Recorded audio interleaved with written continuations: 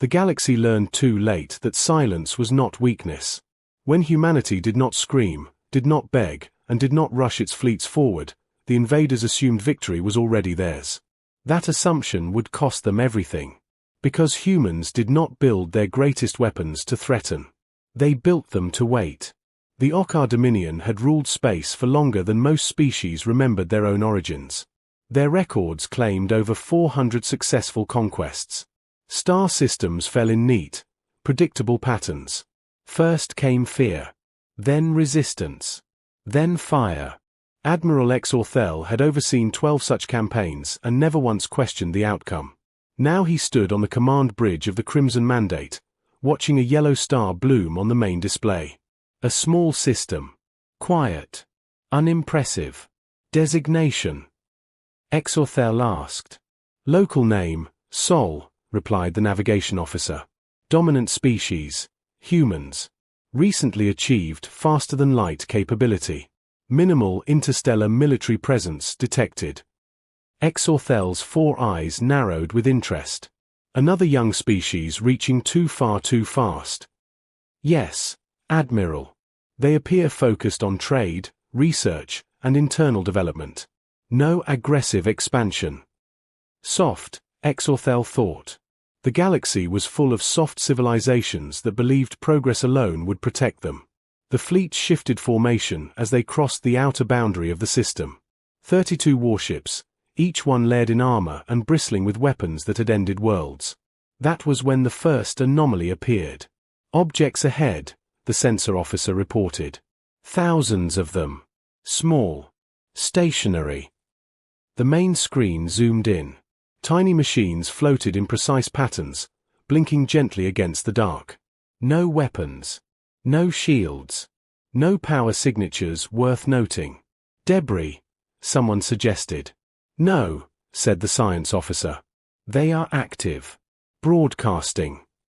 Exorthel made a dismissive gesture. Play it. A calm voice filled the bridge. Not mechanical. Not panicked. Calm. You are approaching Terran sovereign space. If you are here in peace, identify yourselves and submit to traffic guidance. If you are here with hostile intent, you are advised to turn back immediately. An authorized entry will trigger automated defensive protocols. This is your only warning. The message repeated. The bridge erupted in low laughter. They warn us with manners, one officer scoffed. Exorthel smiled. They learned our language just to beg properly.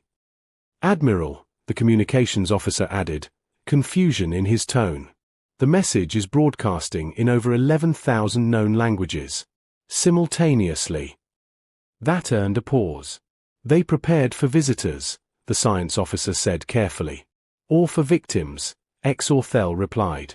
Continue forward. Clear a path if necessary. The fleet advanced.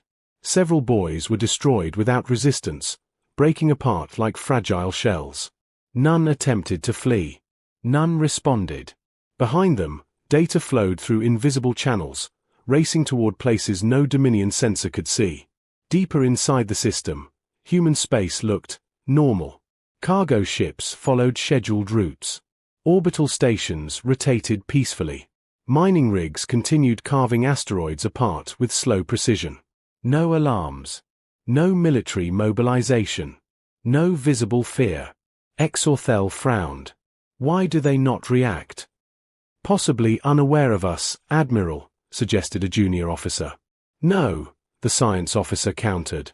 Their detection network is extensive. They know we are here.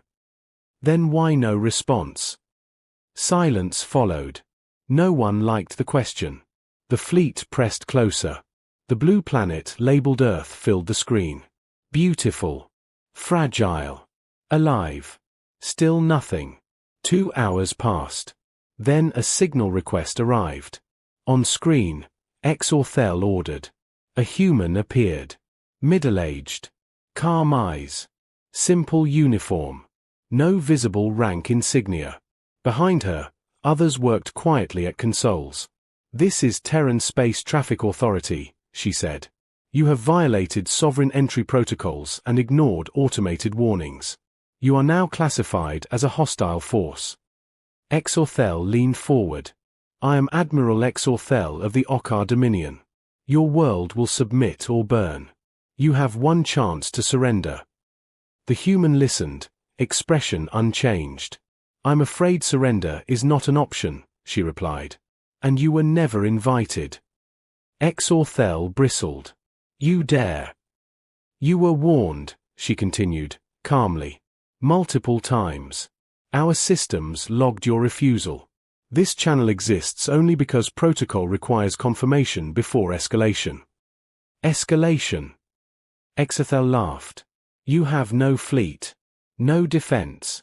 You hide behind words. The human tilted her head slightly. Words were the courtesy. What comes next is automatic. The screen went dark. Arrogant creature. Exorthel snarled. All ships, prepare to engage. Target the planet. We will teach them the cost of defiance. Weapons charged across the fleet. Energy levels spiked. Then the universe changed. One of the Dominion's largest battleships vanished. Not exploded. Not damaged. Gone. Its signal cut off mid-sentence. No debris. No radiation burst. Just absence. Report. Exorthel shouted. Before anyone could answer, a second ship folded inward, crushed by forces no sensor could identify. A third was sliced cleanly in half by a thin, silent line of light. Panic rippled through the bridge. Source of attack unknown. No weapons detected. Admiral, we are losing ships. Exorthel stared at the display as icons disappeared one by one. Where are the human warships? He demanded. There are none. Then the science officer gasped. Admiral, the boys. What about them? They weren't warnings, she whispered. They were anchors. The tactical display shifted, revealing the truth. The destroyed and surviving boys formed a massive three-dimensional lattice around the system. A framework. A net. They marked space itself, she continued. Every vector. Every possible approach. Exorthel felt something unfamiliar tighten in his chest. Fear. All ships, retreat, he ordered. Break formation. Too late. Space bent. Gravity twisted. Ancient mechanisms, buried inside moons, asteroids, and even empty vacuum, awakened fully. Systems designed not for battle, but for certainty. The humans had not built a fleet to fight invasions. They had built a system that made invasion impossible. And the Okkar Dominion had just stepped inside it. The first thing Admiral Exorthel lost was control. Not of his fleet. Not of his weapons. Control of reality itself. Space no longer behaved as it should. Vectors twisted. Distance lit. A ship that burned engines at full thrust barely moved, while another drifted and vanished without warning. Dominion navigation systems screamed errors that should not exist. This is impossible, the navigation officer said, voice shaking. We are being pulled and pushed at the same time. Exorthel clenched the railing. Stabilize the fleet. Countergrave to maximum. We are already beyond safe limits. Another ship vanished. This time, the bridge crew watched it happen. The vessel stretched, elongated like molten metal pulled between unseen hands, then snapped into nothing. No explosion. No debris. Just gone. This is not a weapon, the science officer whispered. It's a field. Exorthel turned slowly. Explain. The boys, she said quickly. They were never meant to stop ships physically. They define space. They measure it. Map it. Fix it in place. Exorthel's voice dropped. And now. And now something is rewriting those rules. Across the system, human infrastructure remained untouched.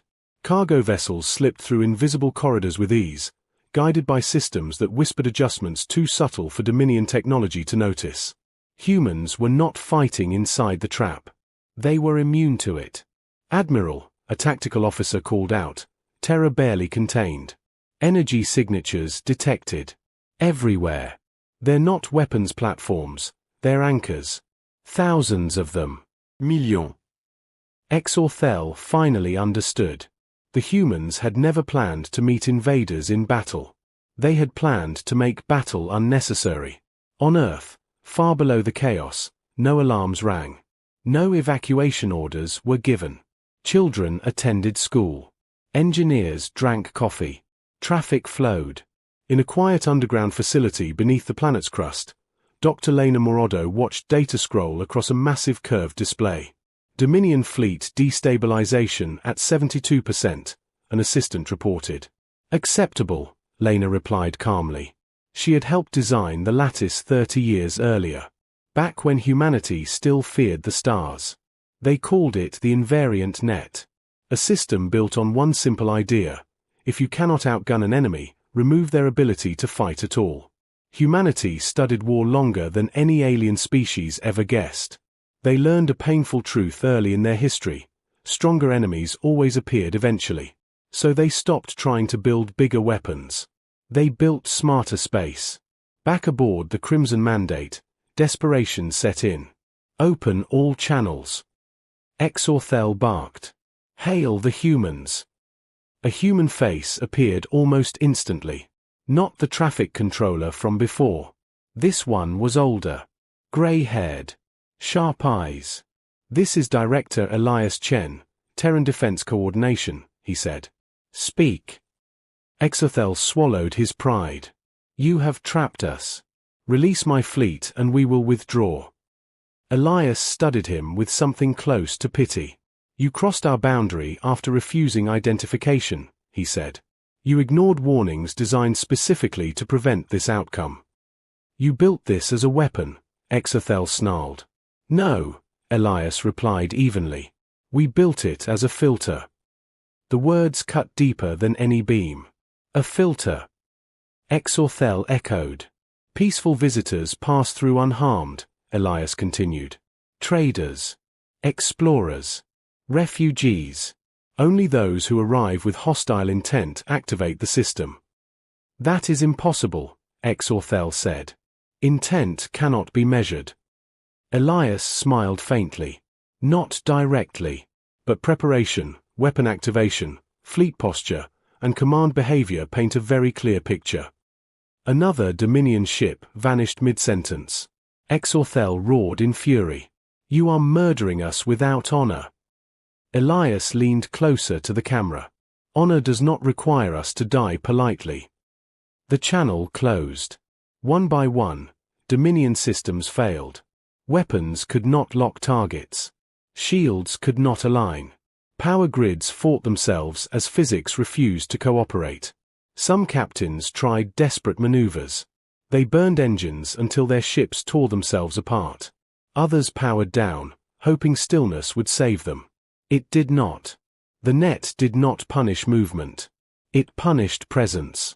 Admiral, the science officer said softly. The system is compressing localized spacetime around mass concentrations. The more powerful the ship, the stronger the effect.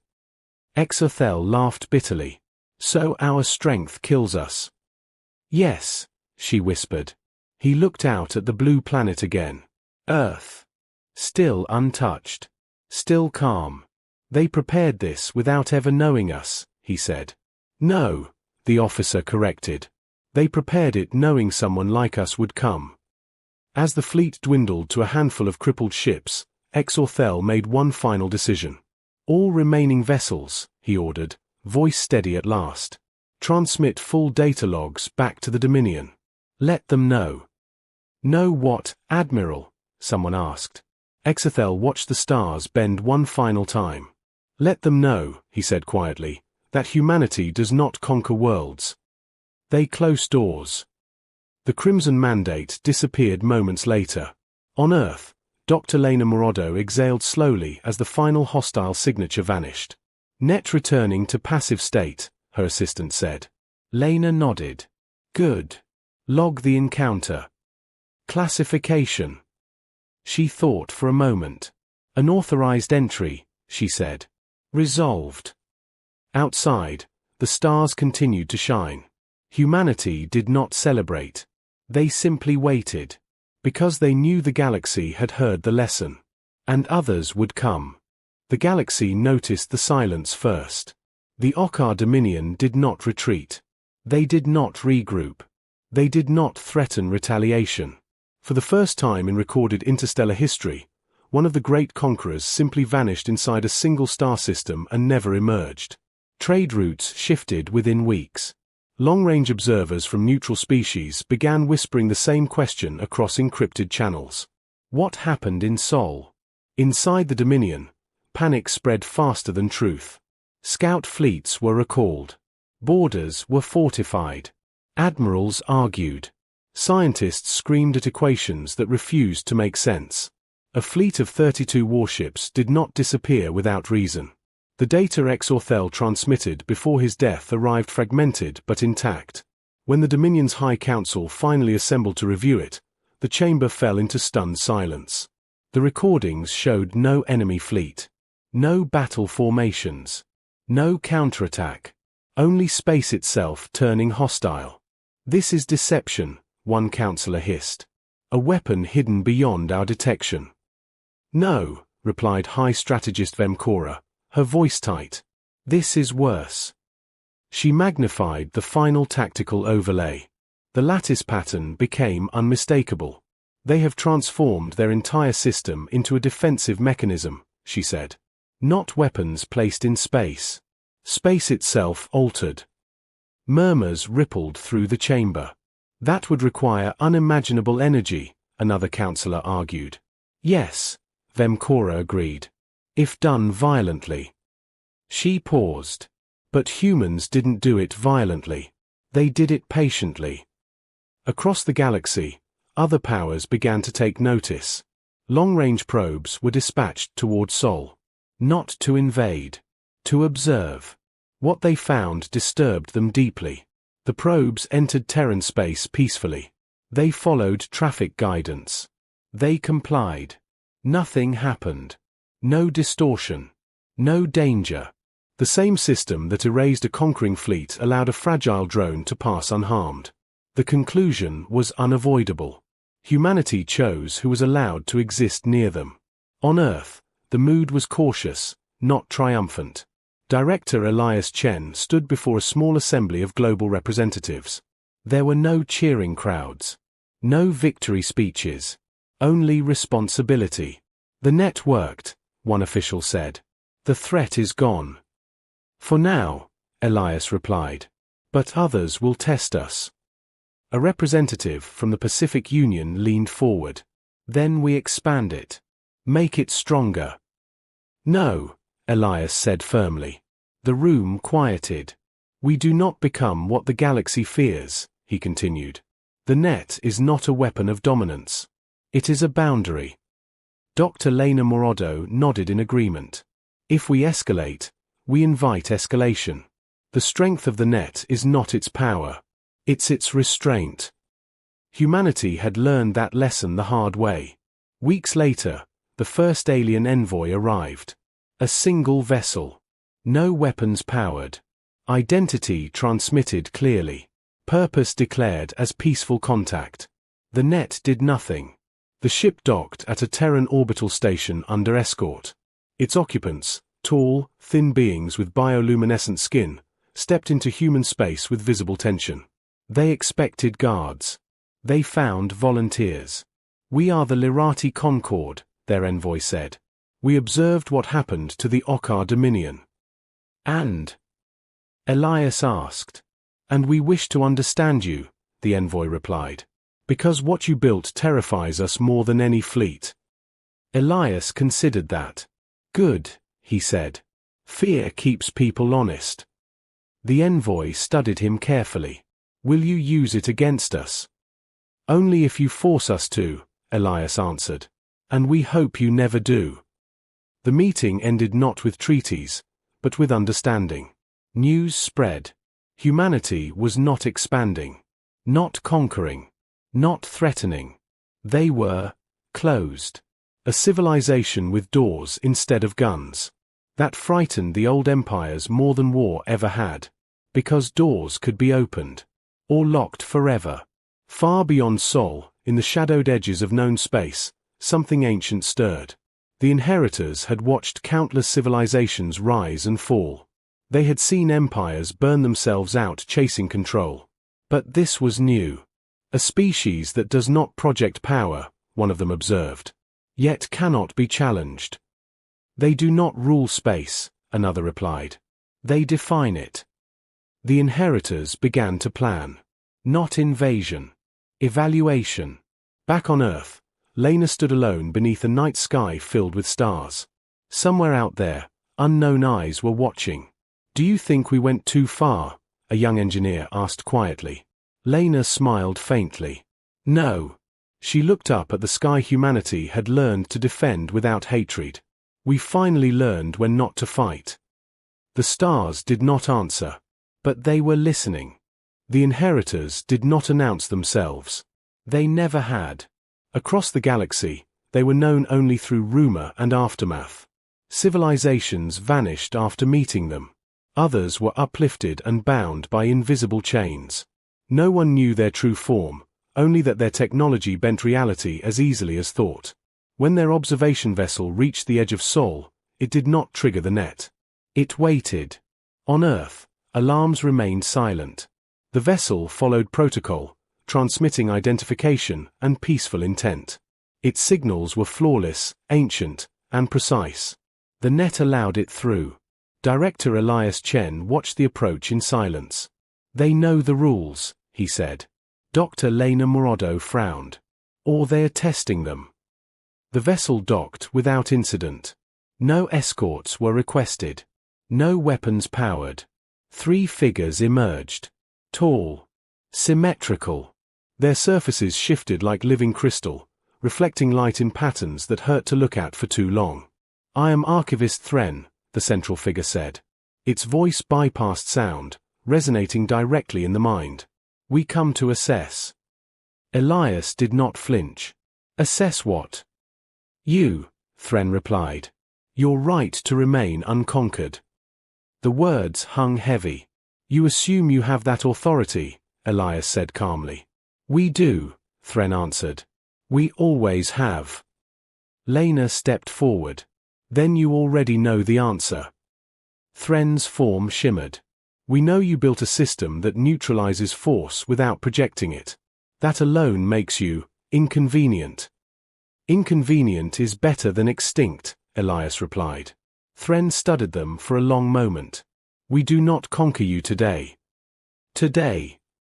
Lena asked. "Evaluation requires testing," Thren said. "Not with fleets. With choice."